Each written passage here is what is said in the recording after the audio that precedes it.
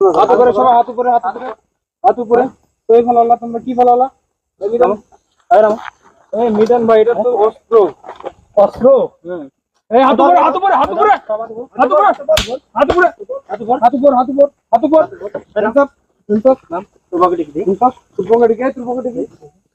ইনসাফ, ইনসাফ। এটা অস্ত্র কই পাচ্ছিস তোরা? অস্ত্র কই পাচ্ছিস? এই অস্ত্র তো কই যাচ্ছ তোরা?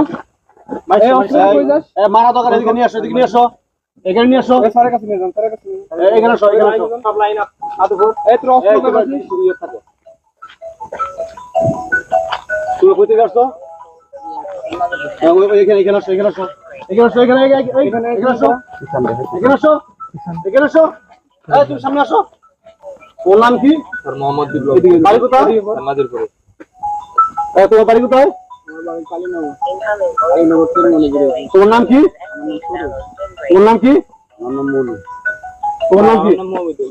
মমিদুল। ওই পিস্তল পাইলে পাইছো কই? পিস্তল কই পাইছো? স্যার এটা আমরা হচ্ছে কিনে আনছি। কিনে আনছো? জি স্যার। এটা কি অরিজিনাল পিস্তল? জি স্যার।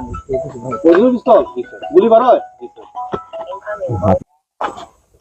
গুলি বের করো, আস্তে করে বের করো।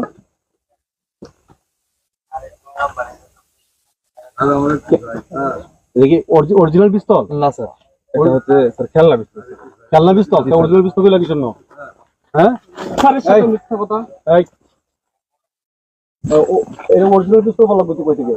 স্যার আমি প্রথমে বুঝতে পারিনি। এই কেউ মারবে না, বুঝতে পারো না? এই পিস্তলটা কি করো তোমরা? স্যার এটা দিয়ে আমরা চিন্তায় ডাকাতি করি। তোমরা কোন কোন জায়গায় ডাকাতি করো? নাজিরপুরে, তারপরে হচ্ছে মাহমুদপুরে, গুজরাটপুর, কাকুল বিল, বিলদাহুর রোডে স্যার আমরা ডাকাতি। এটা ভ্যান ডাকাতি করছো? স্যার এই পর্যন্ত আমরা 12টা ভ্যান ডাকাতি করি। আর অটো কয়টা করছো? স্যার ওটা আমরা 15টা করছি।